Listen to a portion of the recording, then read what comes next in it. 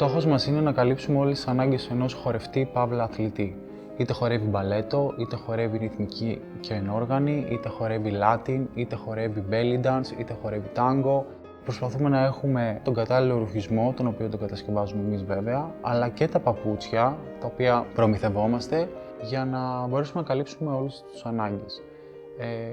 Από την προπόνησή του, το ζέσταμά του, την προπόνησή του, το μάθημά του, στην μεγαλύτερη του παράσταση ή στους μεγαλύτερους αγώνες που μπορεί να είναι είτε τοπικοί, είτε πανευρωπαϊκοί, είτε παγκόσμιοι, είτε ακόμα και ολυμπιακοί αγώνες.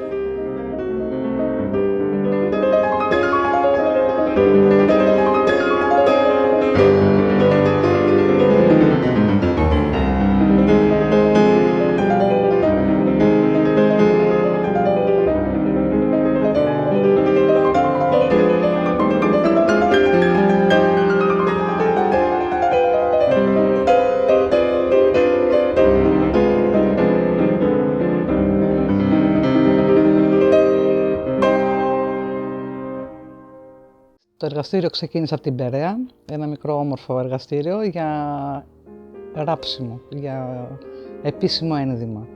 Αλλά πολύ γρήγορα άλλαξε το ύφος της στο μαγαζάκι και έγινε ένα μαγαζί που χορεύε θεατρικά κοστούμια, κοστούμια παραστάσεων και χορευτικά κοστούμια.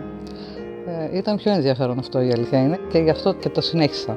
Μ' αρέσει που είναι κάθε τι διαφορετικό, μου άρεσε δηλαδή και μου αρέσει ακόμα που είναι κάθε τι διαφορετικό, με διαφορετικά υλικά, διαφορετικά σχέδια και διαφορετικός κόσμος, πολλής κόσμος, νέος κόσμος, που σε δίνει όρεξη να δουλέψεις.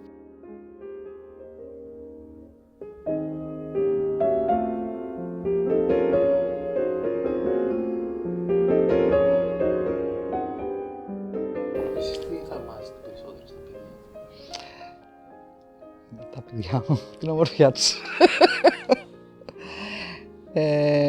Έχουν όρεξη, τους αρέσει αυτό που κάνουν και στο Γιάννη και στη Σταματία και νομίζω ότι θα πάνε πάρα πολύ καλά. Από τη στιγμή που ξεκίνησε η Ελληνική και μπήκαν τα παιδιά μέσα στο μαγαζί και είδαν το χώρο και το πόσο ωραία τους έλεγα εγώ ότι είναι, ασχολήθηκαν αρκετά. Ο Γιάννης άρχισε να χορεύει κιόλας, έγινε ένα πολύ καλός σταγκέρος και σόλο χορευτής και μετά δάσκαλος. Και η Σταματία ακολούθησε την ενδυματολογία στο Πανεπιστήμιο, οπότε είναι κατευθυνμένη και στο φωτισμό και στην ενδυματολογία. Άρα τα πράγματα μπήκαν σε έναν δρόμο. Ήμουν σίγουρη ότι θα ακολουθήσουν το επάγγελμα, οπότε μπορούσα κάποια στιγμή να τους παραδώσω τα ενία. Όπως και έγινε φυσικά και το τρέχουν πάρα πολύ καλά. Εγώ θα είμαι πάντοτε να τους βοηθάω σε ό,τι χρειαστούν, με την εμπειρία μου, με τις γνώσεις μου, με την αγάπη μου πάνω απ' όλα και εύχομαι να πάνε όσο πιο καλά μπορούν.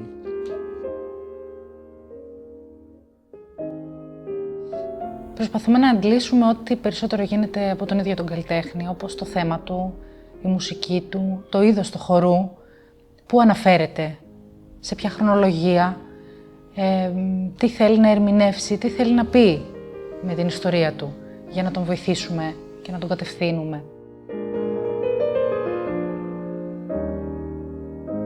Αφού έχουμε καταλήξει στο σχέδιο με τον καλλιτέχνη και έχουμε βρει τα κατάλληλα υλικά για το ρούχο του, προχωράμε στο πατρόν του ρούχου με βάση τις μετρήσεις που έχουμε κάνει.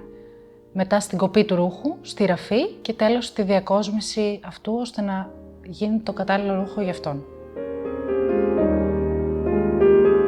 Χορεύοντας από πολύ μικρή ηλικία, από τότε που θυμάμαι τον εαυτό μου, ήθελα πάντα το ρούχο να είναι άνετο πάνω μου.